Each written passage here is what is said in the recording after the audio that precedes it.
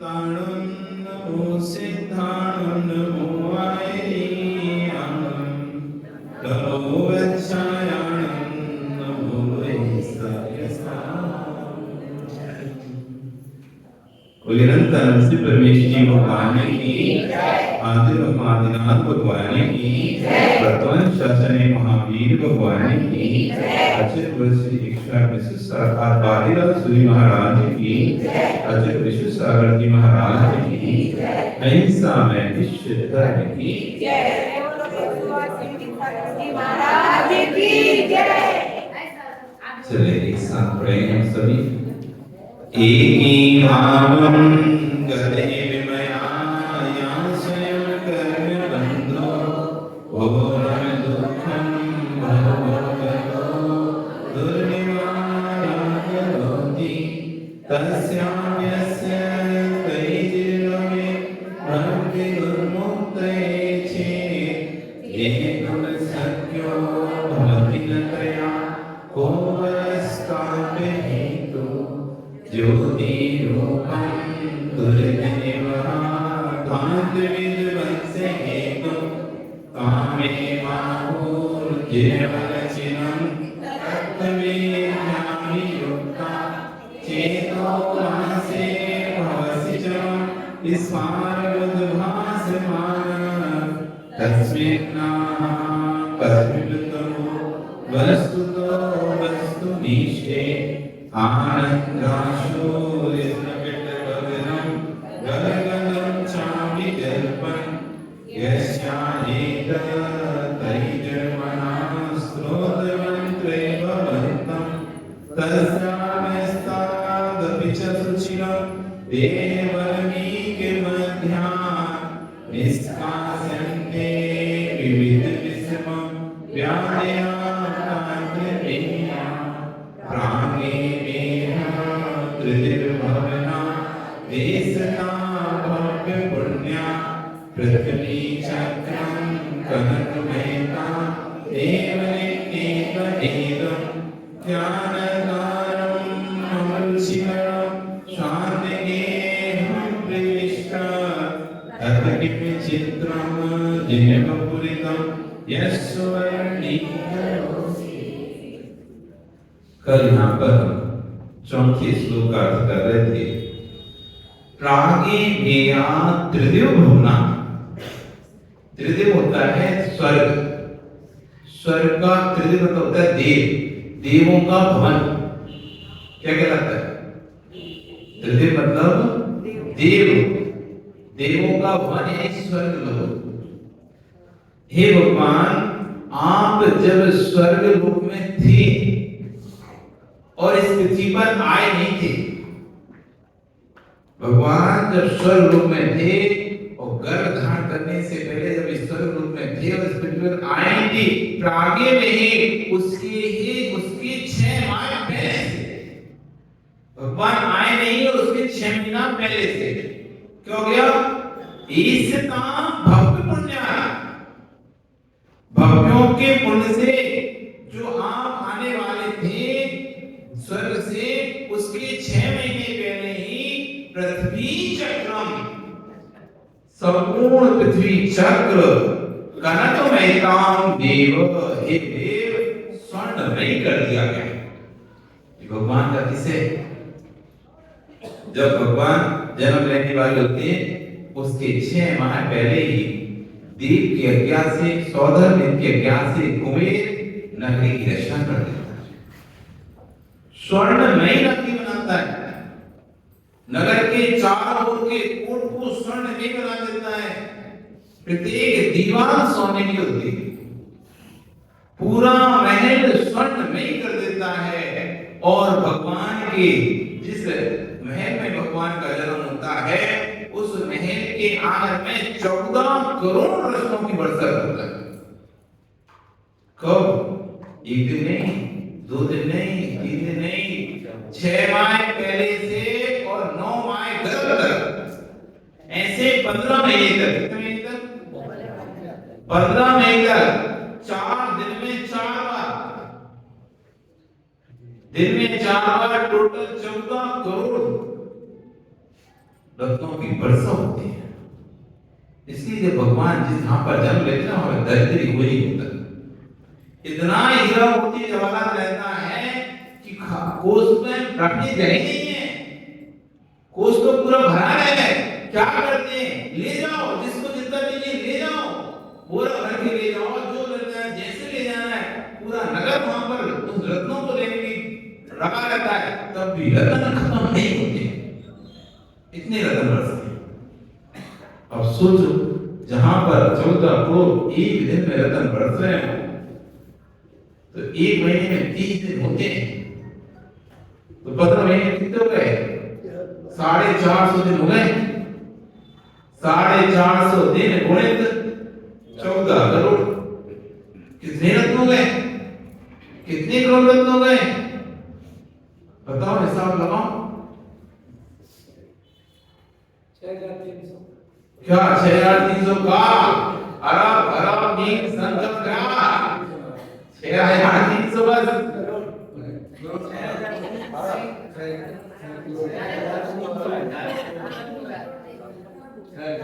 अब आज घर बैठ के लगाना कि तुम्हें यदि 14 करोड़ रुपया रोज मिले तो 15 महीने में कितने हो जाएंगे, ठीक है ना। साल लगाना, सोचना, इतने रत्न वहां पर बरसते हैं। कौन बरसाता है, कुबेर। किसके ज्ञान से, सौंदर्य इनकी ज्ञान से यहाँ पर वहां पर कुबेर बरसाता है। अब तुम्हें एक चीज यहाँ पर समझने वाली है, देव शब्द आया, कितने प्रकार के होते थे, कौन कौन से 4, पवन मासी रिंदर मासी ज्योति सी। ये देव की बात नहीं कर रहे, तो यही देव पता है। अब देव भी 4 प्रकार के होते हैं। देव, देव शास्त्र में देव है कि नहीं है, देव शास्त्र पूजन करते हो, वहां देव शब्द आता ही नहीं आता, आता है ना। वो कौन से देव, इन 4 देवों में से, इन 4 देवों से जो तुम देव बता रहे थे ना, अभी गिरा रहे थे, वनवासी, वेंदर, ज्योतिषी, बेमानी, ये 4 देव गिनाए ना, तो आप तो देव शास्त्र की पूजा करते हो। इन 4 देवों में से कौन से देव की पूजा करते हो आप,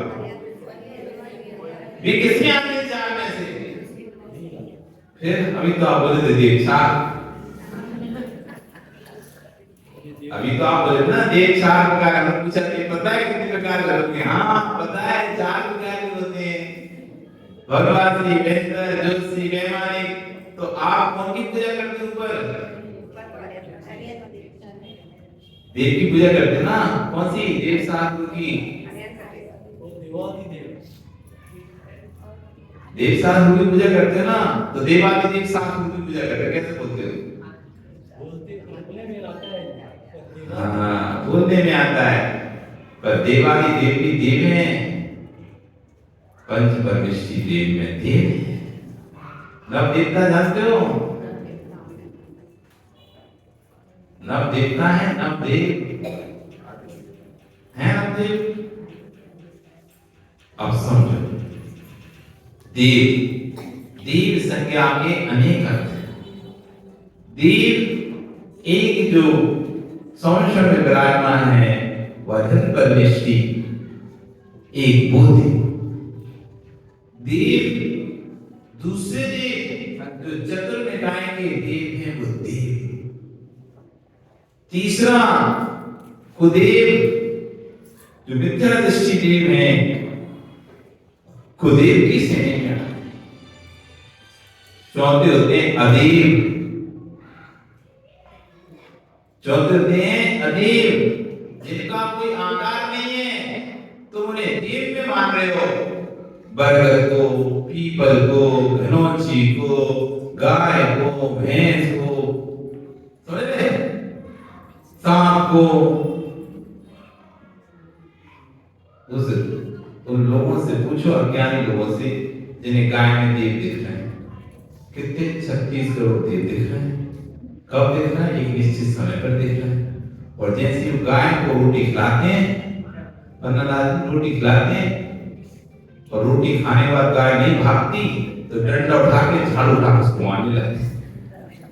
अभी थोड़ी देर पहले देव देख रहे थे, थोड़ी देर पहले देव देख रहे थे, अब उसी देव देखने वाली गाय ने झाड़ू मार रहे हैं। नाग पंचमी आती है तो दूध पिलाते हैं नाग देव, और वो ही फिर षष्ठी को निकल जाए, पंचमी को निकला तो नाग देव, और षष्ठी को निकला तो काली नाग। भाव बच्चों, ये जगत की रूढ़ी। देव की कैटेगरी 4। एक देव जिन्हें पूछते हैं देवादि देव के नाम से, अरे परमेश्वरी, एक देव चतुर्निकाय के देव हैं जो भगवान की शोषण में आते हैं, भगवान की भक्ति करते हैं, भगवान की कल्याण करते हैं। एक वो देव। तीसरे कुदेव जो कि सम्यक से रहित हैं, जिनका स्वरूप जो देवों का स्वरूप कहा है वैसा वो देव के स्वरूप से रहित हैं, ऐसे कुदेव। और तीसरा अदेव, जिसमें देव की कोई कल्पना ही नहीं है, कोई आकार नहीं कि पत्थर को रख दिया बन गए, ना तो कोई शकल जिसकी दी जा रही है, ना कोई जिसकी नाम रखते हैं, कुछ भी नहीं है, और उसको लोग देव मानना शुरू कर दिए। दीपावली आती है तो आप किस किस को पूछते पता है? बाण, तकरी, गल्ला, दीवार, ताले, शटर, पता नहीं कहाँ को पूछते हैं। कहाँ ना जाने कौन से देव उसमें पैदा हो जाते हैं। दोष के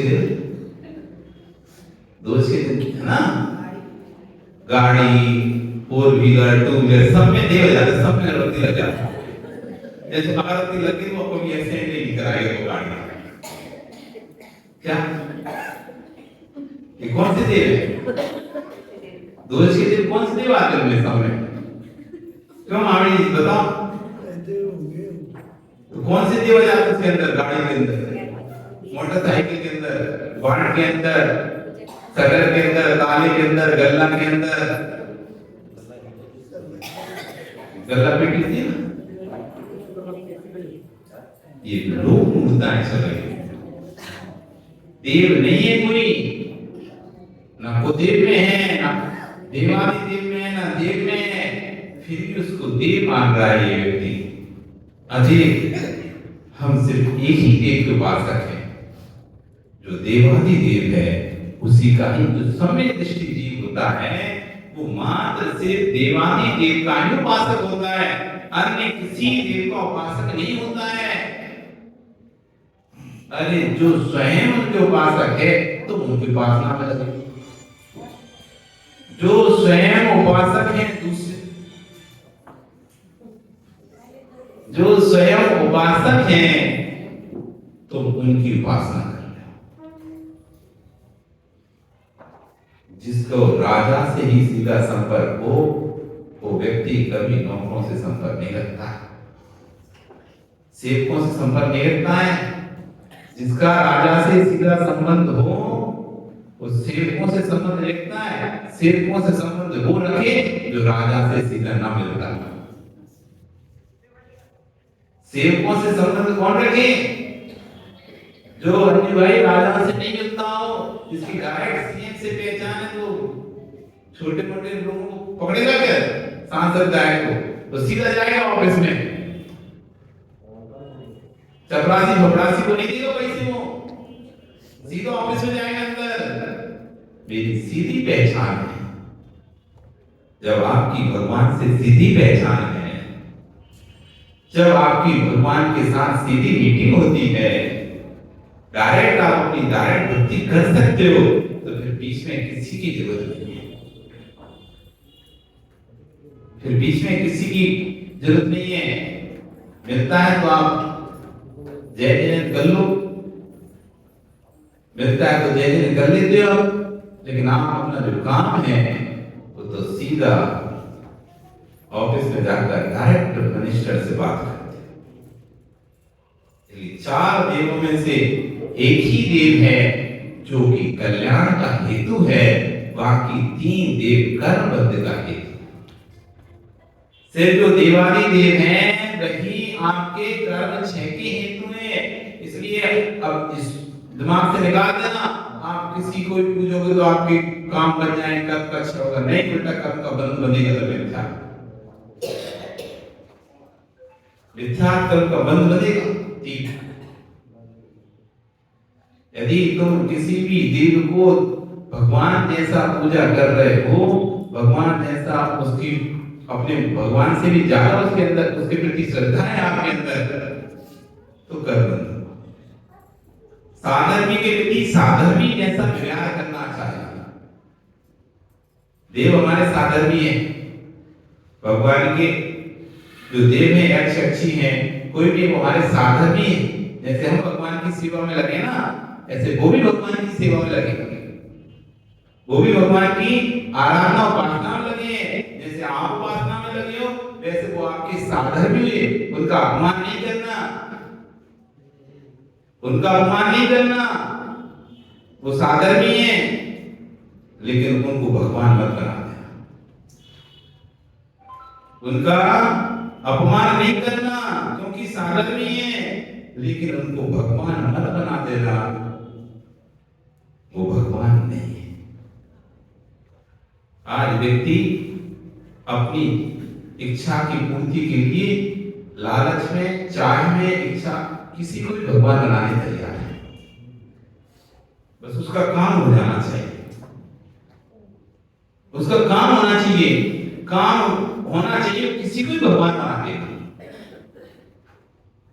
लेकिन नहीं, जो भगवान है वही देव, जो देवादि देव हैं वही सच्चे देव हैं, वही भगवान है। ये बात का अच्छे से गांठ उठा लो। किसी को भी तुम भगवान बना देते हो, ये अच्छी बात है। साधर्मी को साधर्मी बनाओ, भगवान को भगवान बनाओ। प्राणी देवा तृतीय पन्ना, ये भगवान जब आप स्वर्ग से नहीं आए थे, उसके 6 माह पहले ही संपूर्ण नगरी भव्य पुरुषों के नियोग से ये नगरी, संपूर्ण नगरी स्वर्णमयी कर दी गई थी देवों के द्वारा। निर्णीत एदम, स्वर्णमयता को हे भगवान आप गिराने से पहले स्वर्णमयता को निर्णय प्राप्त करा दी गई थी। फिर अब देखो कितनी अच्छी भगवान। जो बुद्धिशाली लोग होते ना, वो कभी सीधे नहीं मांगते। बुद्धिमान जीव होता है ना, वो कभी सीधे नहीं मांगता। एक बार एक व्यक्ति भगवान की, एक गरीब भिखारी था, भगवान की भक्ति की तो भगवान प्रसन्न हो गए। वो प्रसन्न होकर आए, बोले बताओ तुम्हें क्या चाहिए।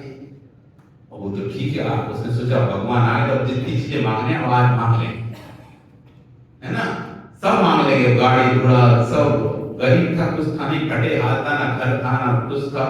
उसने अब भगवान जब प्रसन्न हुए हैं तो अपन सब मांग लेते हैं।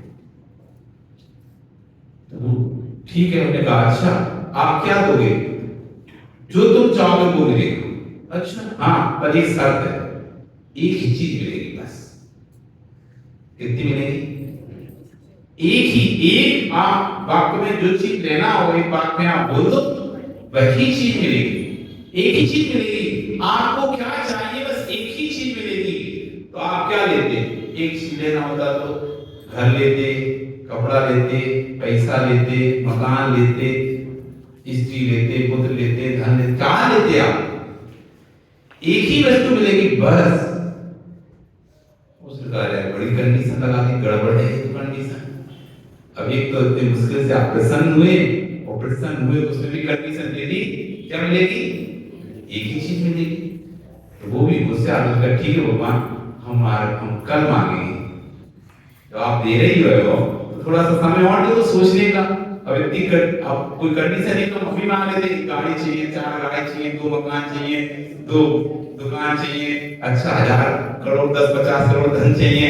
तो पर आपने तो कह दी एक ही चीज मिलेगी, तो सोचना पड़ेगा एक चीज क्या लो। ठीक है चलो ठीक है, कल का समय लेते हैं, इसी समय फिर हम आएंगे। ठीक है भैया। वो रात भर सोचता रहा और जब अगले दिन भगवान प्रकट हुए तो बोलो अब क्या चाहिए? कहीं मुझे कुछ नहीं चाहिए, बस एक चीज चाहिए। कि क्या?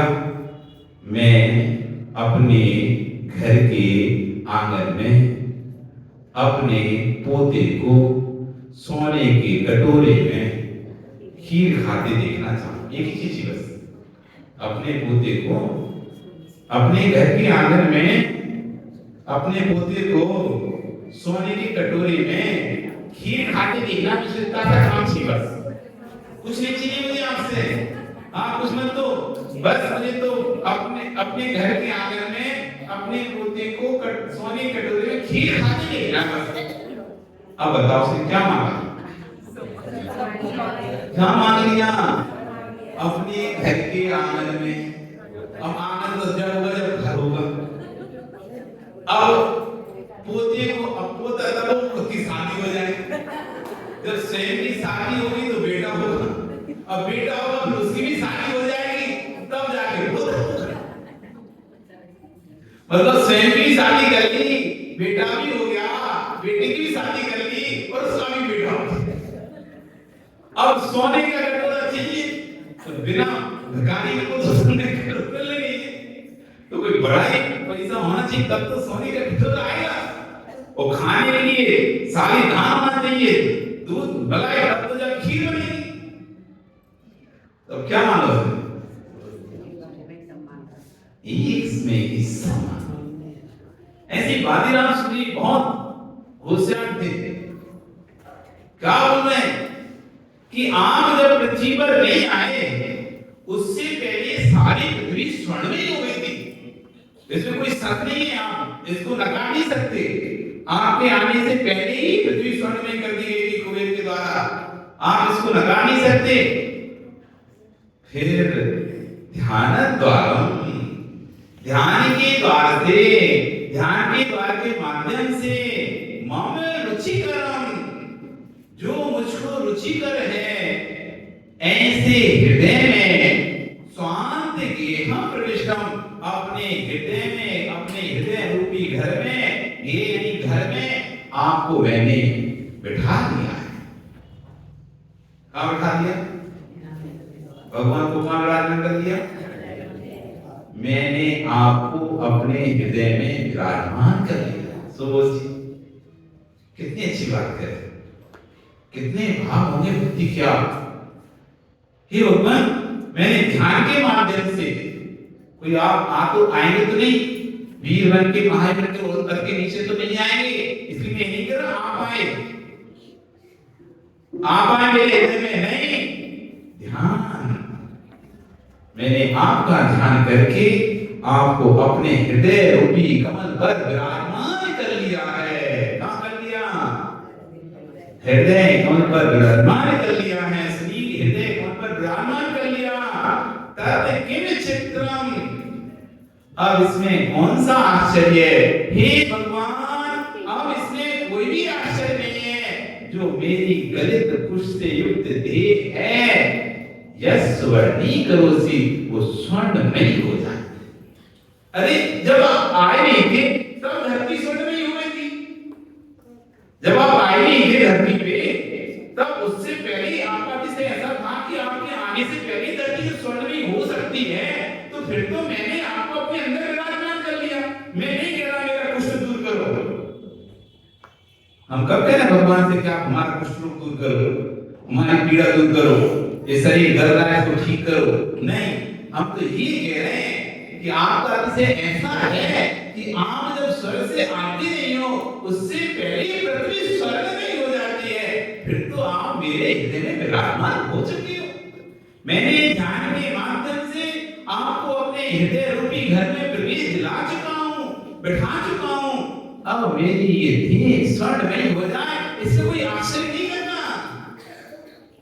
जहां भगवान बैठे हो वो स्थान कभी खराब हो ही नहीं सकता। कैसे हो पाएगा बताओ? जिन भगवान की आगमन से पहले माँ की सेवा के लिए देवियां आ जाती हैं, माँ के घर की सोचती भगवान को इस घर में जन्म लेना है, इस माँ के पेट में जन्म लेना है, अंदर ही एक रचना कर दी थी कवच की कि भगवान पर किसी प्रकार का जूठा नहीं गिरे, मल नहीं गिरे, लार नहीं गिरे, थूक नहीं गिरे, कुछ भी ना आए। भगवान पर कोई आप जो खाते हो ना, जैसे हम खाते, तुम्हारा भोजन कहाँ जाता है? पेट में जाता है। उसमें जो बच्चा है वही जो जूठा है उसी को खा खा के बड़ा होता है, उसी पर सारी जूठा चिपड़ा खाए तो वो ऊपर गिरता है, मीठा खाओ तो गिरता है, तो उसको पीड़ा होती है। लेकिन भगवान जब घर में आते हैं तो देवियां घर का शोधन करती, पहले माता के घर का शोधन करती हैं और माता के घर के अंदर एक सुरक्षा कवच तैयार करती है।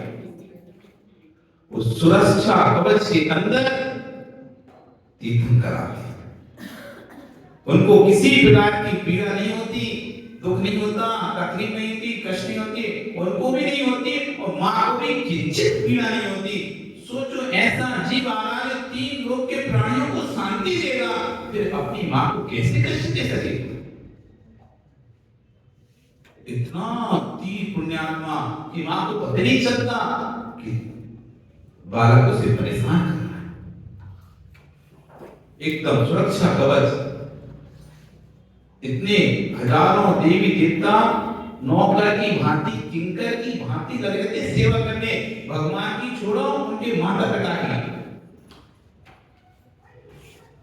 अष्टकुमारी देवी, 56 कुमारी देवी, देवियां, स्वर्ग की देवियां, 14 दिन की देवियां, सब भगवान की मां की सेवा ऐसे करती हैं जैसे नौकरानी सेवा करती है।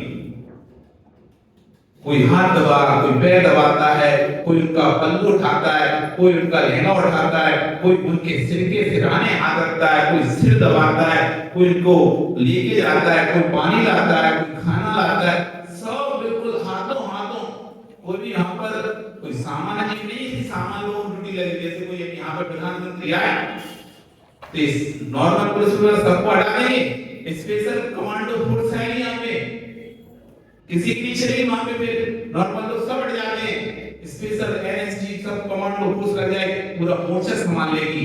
ऐसे जब भगवान आने वाले होते तो संपूर्ण मोर्चा देव लोग संभाल लेते। पूरे राजमहल में जो भी भगवान की सेवा करने वाला होता है वो स्वर्ग से आपका देव होता है। भगवान के मित्र जो भी बनते हैं, जिनके साथ खेल रहे होते हैं, वो भी सब देव होते हैं। विक्रिया से वो बालक का रूप धारण करके भगवान के साथ खेलते हैं।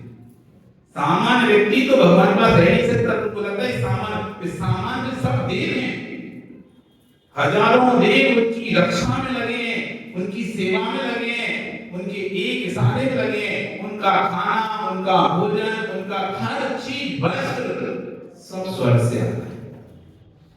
मनुष्य लोग का भोजन सिर्फ वो दीक्षा लेने के बाद ही करते हैं। दीक्षा लेने से पहले ना तो मनुष्य लोग के कपड़े पहनते, ना इस मनुष्य लोग का भोजन करते। वो संपूर्ण व्यवस्थाएं डायरेक्ट स्वर्ग से। ये पुण्य है तीर्थंकर का। हमारा तो कुछ भी नहीं है, तब भी अभिमान में फूले नहीं समाते। 4 लोग क्या दूरी करने लगे अपनी, ऐसा लगता है कि हमसे बड़ा आदमी कोई है ही नहीं है। हाँ, 4 लोग किसी के पीछे घूमने लगे, वो तो अपने आप को बड़ा वो समझता है कि अरे हमने कोई है नहीं, देखो 4 हमारे साथ चल रहे हैं। हम जहां जाते तो 4 साथ, जहां आते 4 साथ। तो तुम कहां तुम्हारा वैभव है? वैभव देखना तो तीर्थंकर का वैभव देखो, वैभव देखना चक्रवर्ती का वैभव देखो, जिसके 14 रत्न हैं। एक एक रत्न की सेवा 1,000 देव करते। सेना, उसका जो सेनापति था उसका रत्न चक्रवर्ती का, उस सेनापति की सेवा 1,000 देव कर रहे। सोचो आप,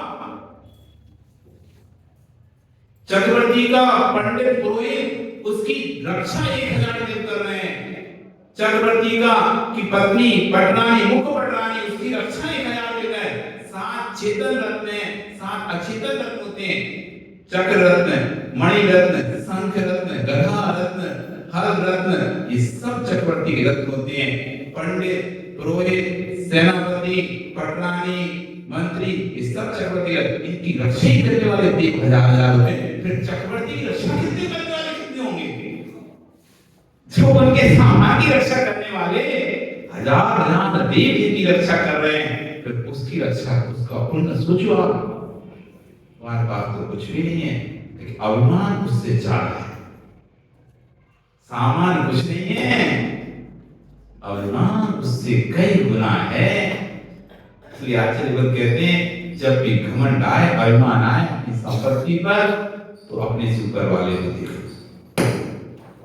जब भी संपत्ति पर घमंड आए तो अपने से ऊपर वाले को देख लो, और जब भी अपने आप अपने ऊपर गिलानी भाव आए, मेरे पास कुछ नहीं है, तो अपने से नीचे वाले को देखो। आपको लगता है मेरे पास कुछ नहीं है, जो तुम्हारे पास है लोगों के पास उतना भी नहीं।